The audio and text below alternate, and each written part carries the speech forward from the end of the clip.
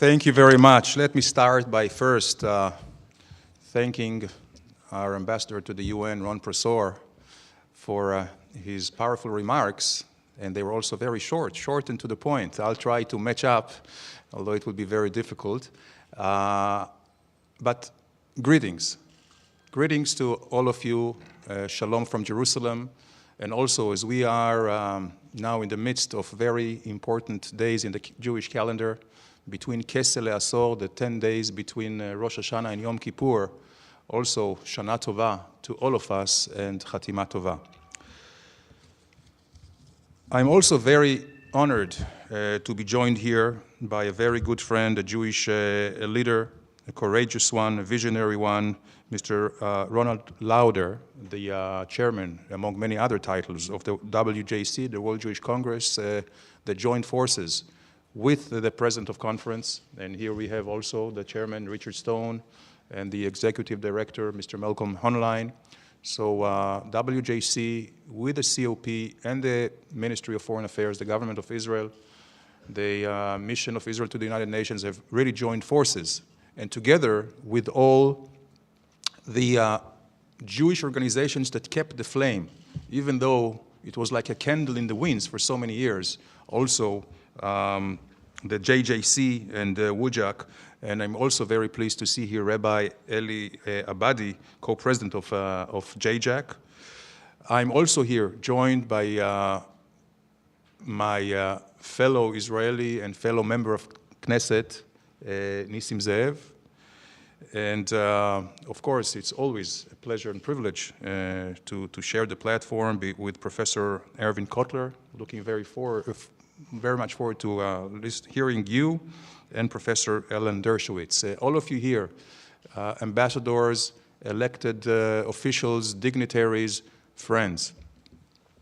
This is nothing short of an historic event. Here, the first time, in the United Nations halls, we are beginning to bring justice to the Jewish refugees of Arab countries, those 856,000 victims who were persecuted, who were humiliated, who were pogromed, who were denied of citizenship and rights, and who were expelled. Granted, maybe not all of them were driven out, although the majority did. But even those who left on their own accord, and they had very good reason to leave, because nobody wants to be humiliated, being treated as second class, or have his life and his children's lives in danger, even those who left on their own accord were not permitted to take anything with them except their shirts on their backs. So this is very important, to do it here in the United Nations. We are 64 years late, but we are not too late, because it is never late to bring out the truth, to bring out justice to victims, to demand their rights that were plundered, and to talk about historic facts. And justice, although it may come late, I'm afraid to say for some it will come too late, because we are losing many of the first generation, the refugees, because of age. But we have to remember that justice is indivisible. And in these halls of the United Nations, that was created also to bring about universal justice, it is important to cry out, yes, justice, yes, but justice to all. But the call for justice and for remedy and just resolution for Jewish refugees is not just a matter of moral call. We don't just base this demand on morality, although it's strong enough. we also have the right legal basis, which in ample times was evident by statements from the Commissioner of UN for Refugees, and I would say the most important legal document that we have is none other than resolution, UN Security Council Resolution 242 from 1967, following the 6 Days War. And in this resolution, among other things, there is the call for a just solution for refugees in the Middle East. You didn't call for one type of refugees. It talked about all refugees in the Middle East. For some reason, for many reasons, this issue was never emphasized enough, was never brought up and discussed. And in that matter, without too much of mea culpa here for the government of Israel, this was wrong. This was wrong not to discuss it, not to bring it up. But as I mentioned, it's never too late. So we have decided in the Foreign Ministry, under the leadership of the Minister of Foreign Affairs, Victor Lieberman, first and foremost, to bring it up, to flush out the truth. And the first thing we're doing has nothing to do with the UN or with the international community. It has to do with our own society. It's very important that our children will know the truth.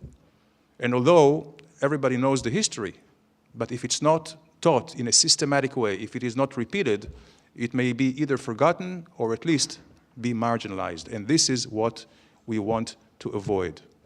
So also, I think today it is very appropriate to express apology to the 856,000 victims of expulsion and of pogroms for not speaking out strong enough in a timely manner, and for not bringing up this issue also to the international community. So the first thing we're doing in the government of Israel is to bring about a resolution, and I believe that in a matter of weeks, we will have a resolution of the government of Israel for the first time that will designate a day in the calendar, a day of memorial for Jewish refugees, a day of memorial for the heritage of our brothers and sisters from the Arab countries, these very glorious communities, prosperous communities for so long, as Ron Prosor, Ambassador Prosor, so appropriately mentioned.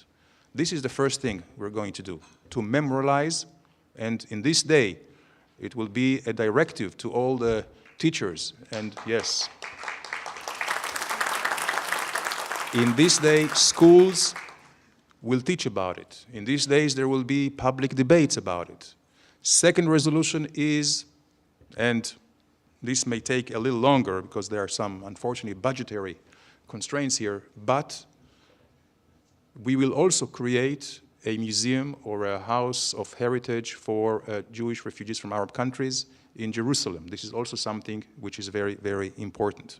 So this is what we're doing domestically. I also want to mention here, since we have here member of Knesset, Nissim Ze'ev, that there is already a Knesset resolution, which I was also very proud to support, from 2010, actually legislating and instructing the government of Israel to bring up the Jewish refugees from Arab countries' plight into the negotiation table once, hopefully, we will have come to this auspicious moment of permanent status talks.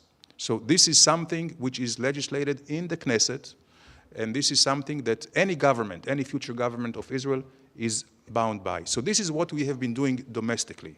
But this is not enough, because the issue of Jewish refugees is interlinked very much with all other problems that we have in the Middle East. And everybody talks and knows and speaks out that there will not be a real peace between Israel and the Palestinians without solving first what is called the Arab refugees, or later on the Palestinian refugees problem. Everybody knows that without this peace with the Palestinians, there will not be normalization in the Middle East among all countries. So it is very important for everyone to understand, and I agree that the issue will not be resolved and we will not arrive at peace without solving the refugees problem. But this is why it is so important to bring it up now.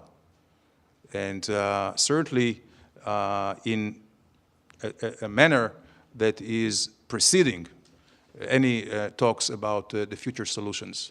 Yes, there will not be peace and normalization without resolving and solving in a just way the refugees problem. But the refugee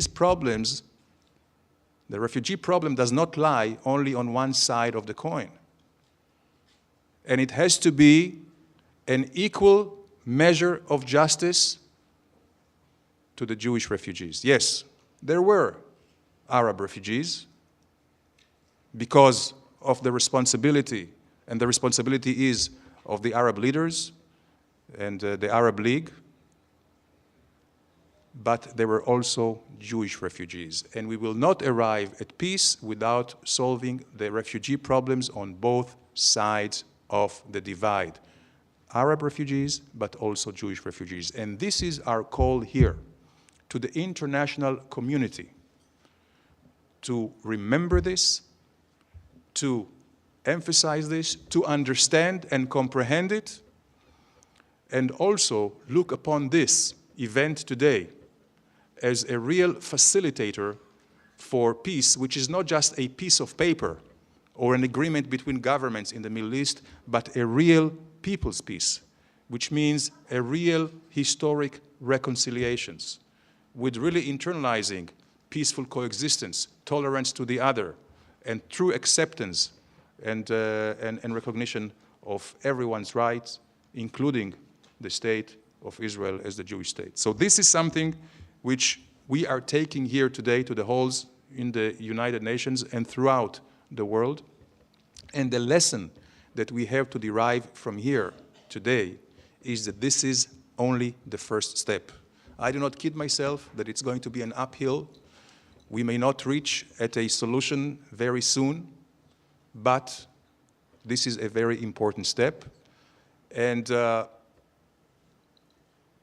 am was very encouraged by the suggestion, the idea of President Clinton in Camp David 2000, which called for a creation of an international fund which would redress all refugees in the Middle East. This may be the most logical, the most just, and let me tell you also, the most practical solution. And to the Arab leaders and to the Palestinians, I want to give a message from here. This is not something that has been designed to discomfort you or to condemn you or to, as a smokescreen or an obstacle to peace. On the contrary, this is today a bridge to peace, because a peace, to be a real peace with security and justice and longevity, it has to be peace which is based on the truth and based on justice. And yes, even if the truth is not very comfortable for the other side, it has to be recognized, it has to be addressed if we want to be forward-looking and if we want to really move ahead.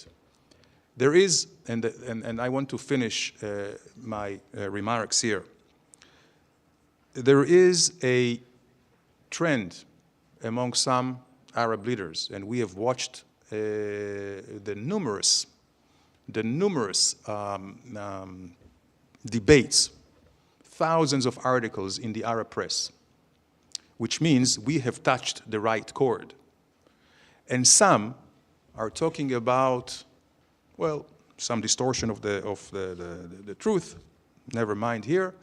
The point was that they say, well, what do they have to complain about? We have always suggested what is, or the so-called right of return. Let all those Jewish refugees come back to their countries and let Palestinians, Arabs come back to Israel.